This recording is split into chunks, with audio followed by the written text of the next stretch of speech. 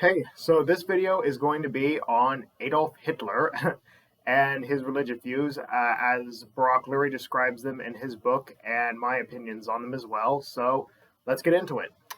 Um, well, just to get the central premise of this out of the way right from the beginning, Barak Lurie makes the case in his book Atheism Kills that Hitler was an atheist who sometimes identified as a Christian but was completely atheistic in his personal views.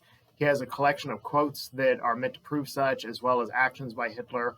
I believe that Hitler was not an avowed Christian nor an avowed atheist.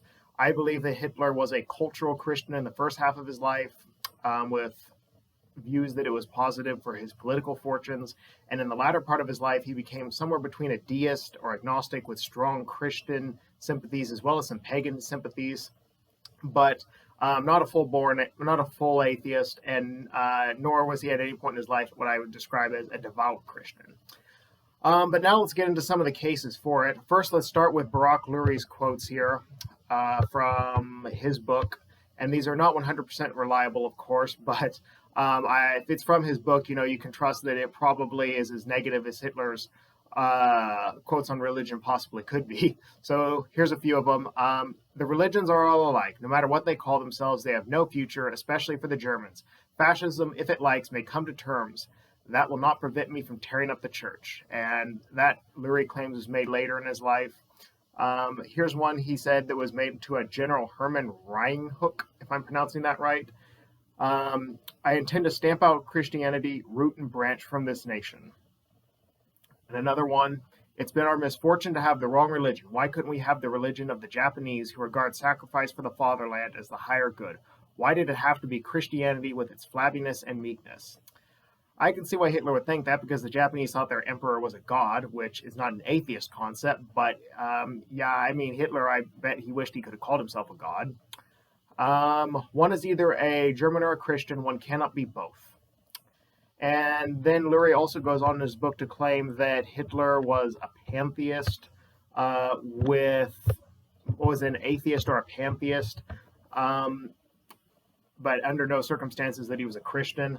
I don't see how that could be, the case, given that, he's just said too many statements in his life that identified him with some religions. And now here I'm going to list off a few. Now, these are just from learnreligions.org, but I have read Mein Kampf and watched and read various books on Hitler. So I've kind of filtered out which of these have matched up with what I've read, though I left the link for it, though I don't know if it's 100% reliable. But again, I can believe a lot of these because I've read Mein Kampf and some of these match up with what I've read. So we'll start off just with one from Mein Kampf here that's kind of interesting. And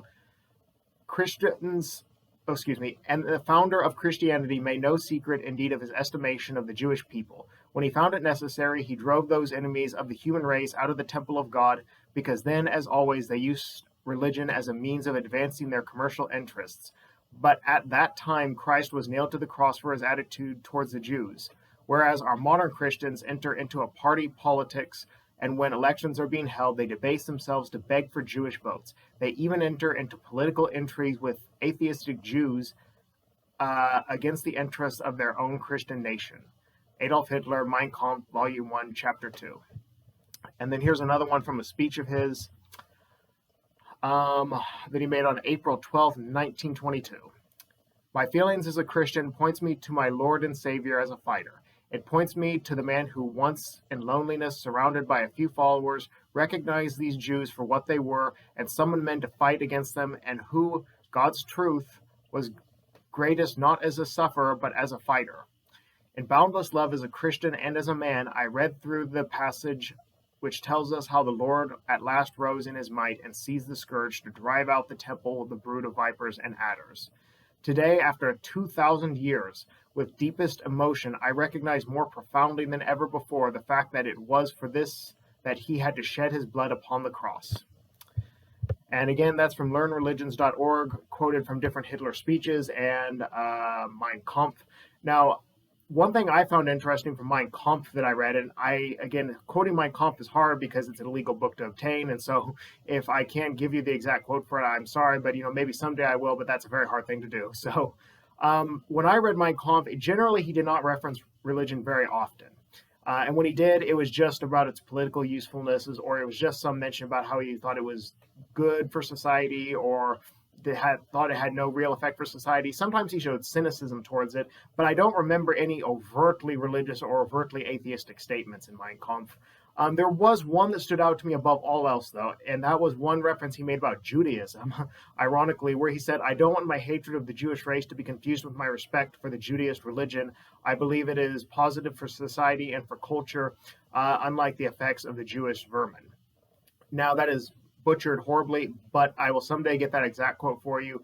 If I do ever a follow-up video on this or anything to show you that that is in Mein Kampf, I'm not making it up. Now, did he attack Judaism later in life? Yes, but that was, like he changed on a lot of his views in life.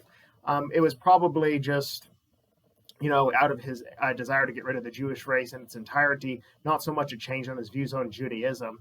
But, the bottom line is, Hitler's views, when you go throughout the different statements and actions he made throughout his life, whether it be the Concordat with the Roman Catholic Church, whether it be the fights he had with the last pope of the church that was in office of the latter years of Hitler's reign, whether it was replacing the swastika with a cross on the Nazi flag, whether it was Hitler ranting about how, Christianity was weakening or strengthening society, Hitler's views were mostly nonsensical on this. And he was just the in-between, and that's really where most Christians are. I mean, there's 25% of Americans that identify as evangelical and are explicitly religious. There's 25% that are non-religious. And then there's a whole huge group in the middle that really do not have coherent views. Hitler was in the middle group.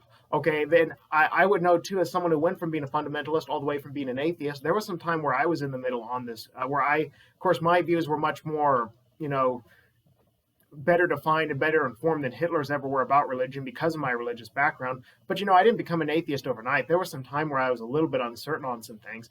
Well, Hitler, being very, very poorly informed about everything, but especially on religion, he just spent his whole life mostly in the in-between. That's not being overtly misrepresentative of anything, but I'm not trying to convince you of my dogmatic, narrow-minded viewpoint like Barak Lurie is in his extreme biased effort to make it appear that Hitler was this overt atheist champion, because I don't need to believe that Hitler was a devout Christian in order to know that there is no direct ties between Nazism and Christianity, which brings me to my last point, which is kind of what I covered with Stalin as well.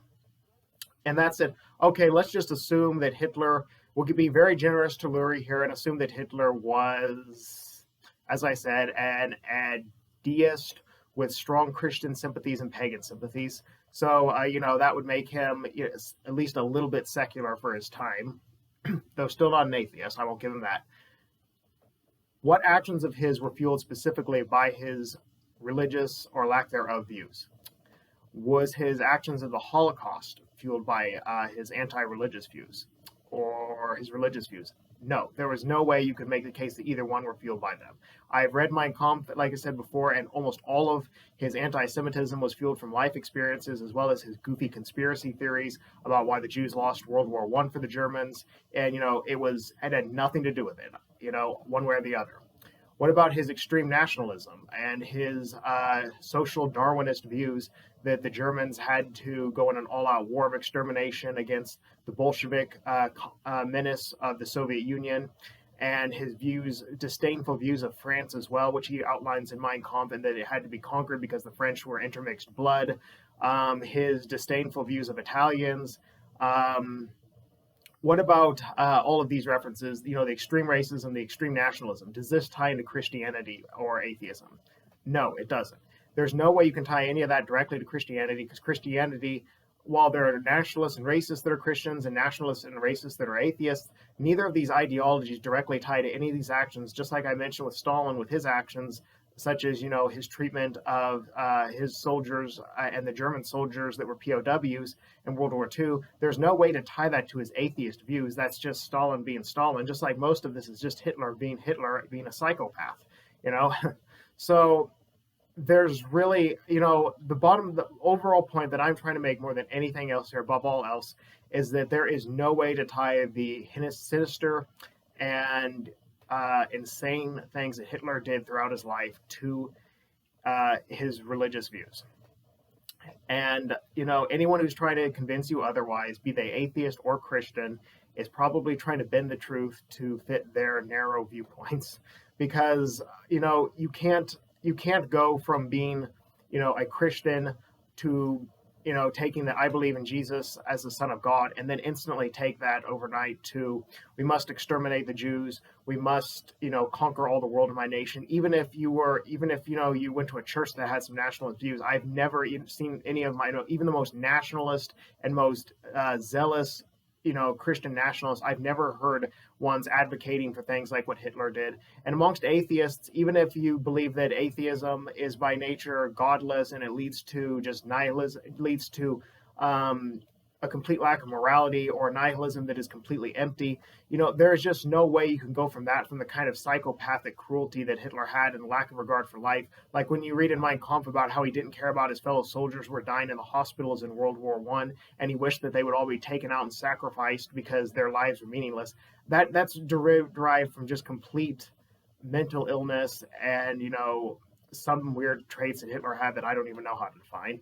So that's what the last point that I just want to emphasize. I know I'm starting to get a little long-winded here, but I'm just about done. Is that Hitler, was above all else Hitler, and it had nothing to do with Christianity or atheism, which should hopefully show you that I'm being much more honest and my accounts here are much more credible than Lurie, and that I'm not trying to just prove my viewpoint.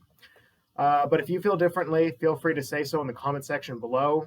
But other than that, just thanks for watching and see you next time. Bye.